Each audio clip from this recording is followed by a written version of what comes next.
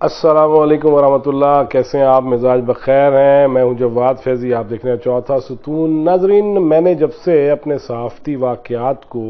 بیان کرنا شروع کیا ہے وی لاگز کے ذریعے، تب سے جہاں سپاہی محمد، سپاہی صحابہ کی باتیں، اہل سیاست کی باتیں، پیر پگاڑا کی باتیں، قاضی حسین احمد کی باتیں، مولانا نورانی کی باتیں اور بہت سی شخصیات جو ماضی میں گزر چکی، ان کی جب میں باتیں بیان کر رہا ہوں تو میں نے دیکھا ہے کہ اب بھی مذہبی طبقہ فکر جو ہے وہ مجھے پارٹی بھی سمجھ لیتا ہے کہ پتہ نہیں شیعہ والوں میں یا پتہ نہیں سپاہی صحابہ والوں میں گالم گلوچ بھی ہو رہی ہے اور ماں بہن کی گالیاں بھی نکالی جا رہی ہیں۔ تو میں محظوظ ہو رہا ہوں کہ میں نے حالانکہ حرف حلفیہ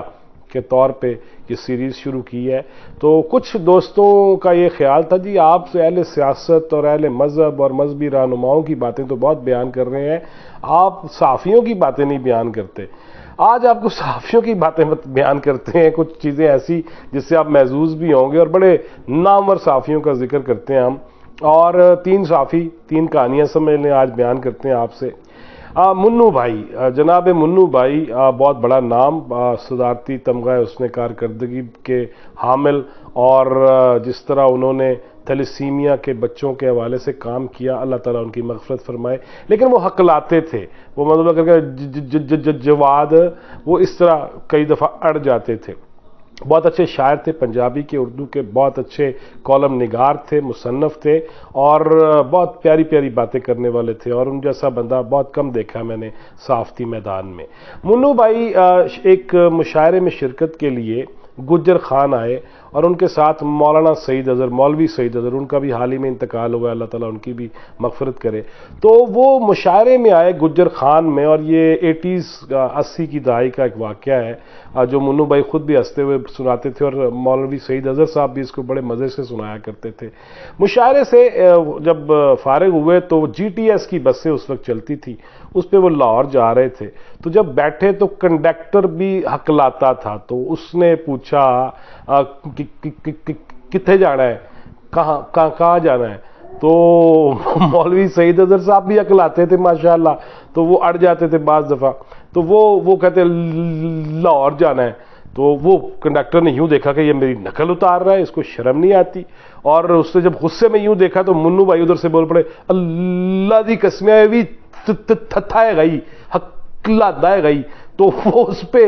وہ کنڈکٹر نے ان کو رات گئے، جب مشاعرے سے فارغ ہوئے تو انہوں نے گجر خان سے دینے کے راستے میں جب لاہور جا رہے تھے تو جنگل میں، اس وقت جنگل ہی ہوا کرتا تھا، اور اندھیری رات میں انہیں بس سے اتار دیا، انہوں نے کہا استاد جی گڈی روکو، انہوں نے لاؤ تلے، اور انہیں رات اتارا، اور وہ 2-3 گھنٹے جنگل میں جس طرح کھڑے رہے، وہ اس کی خوفناکی بھی بیان کرتے تھے اور ہنستے بھی رہتے تھے۔ کچھ واقعے ایسے بھی ہونے چاہیے۔ ایک ہمارے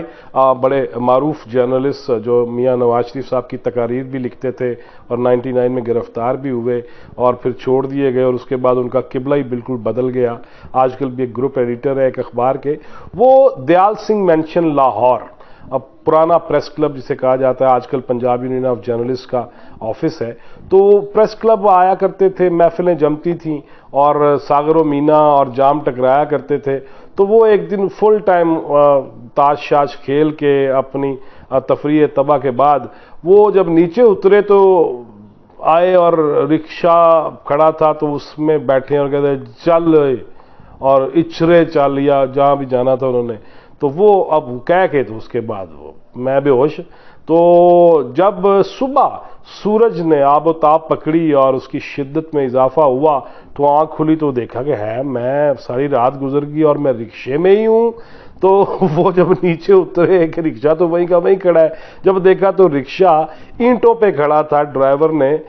جو ہے حفاظتی اقدامات کیے تھے کہ چوری نہ ہو جائے، اور وہ اینٹوں پہ جس طرح نہیں بعض دفعہ ہم دیکھتے گاڑیاں بھی کھڑی کر دیتے ہیں اور رکشے عام طور پہ کھڑے کر دیے جاتے ہیں، تو ساری رات وہ نہ جانے کہاں کا سفر کر کے اپنے خواب و خیالوں میں، اور صبح جب اٹھے ہیں بیدار ہوئے ہیں، سورج کی کرنیں جب چہرہ پورا انوار پہ پڑی ہیں تو اس کے بعد وہیں کے وہیں تھے، اور اس کے بعد پھر انہوں نے ویگن شیگن لیا، دوسرا رکشہ لی۔ ایسے کئی واقعات ہیں۔ ایک ہمارے چاچا جی، ویسے تو چاچو رفیق میر بھی گزرے ہیں لاہور کی صحافت میں، لیکن چاچا جی سعادت خیالی وہ مزنگ میں رہتے تھے، اور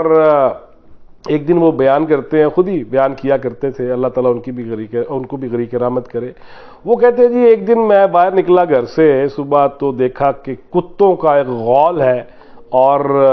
اس میں دیکھا یہ کہ ایک کتیا ہے اور ایک نحیف و نزار کتا ہے، تھوڑا سا ایک ٹانگ سے جو ہے وہ ٹیڑھا میڑا چلنے والا اور بڑا لاغر سا، اور وہ باقی کتے ان کے پیچھے غرا رہے ہیں، اور وہ دونوں آپس میں لو افیئر چلا رہے تھے۔ تو میں نے دروازہ کھولا، اپنے گیراج کا گیٹ کھولا، تو اس کتیا کو اور غریب اور لاغر اور جس کے پاس کوئی جگہ نہیں تھی، اس کو میں نے اپنے گیٹ کے اندر داخل کر دیا اور باقی کتوں کو بھگا دیا کہ ہوش ہوش چلو، اور وہ بھاگ گئے۔ اب کہتے ہیں کہ تھوڑی دیر بعد وہ چلے گئے واپس۔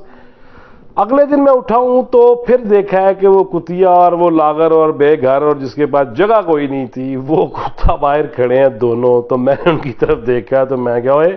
تسی مینوں دلہ سمجھے ہے، دلال سمجھا ہوا ہے۔ اور یہ واقعہ وہ بیان بھی کرتے تھے اور انہوں نے لکھا بھی ہے۔ تب زمانے اور تھے، تب گپے شپے اور تھیں، تب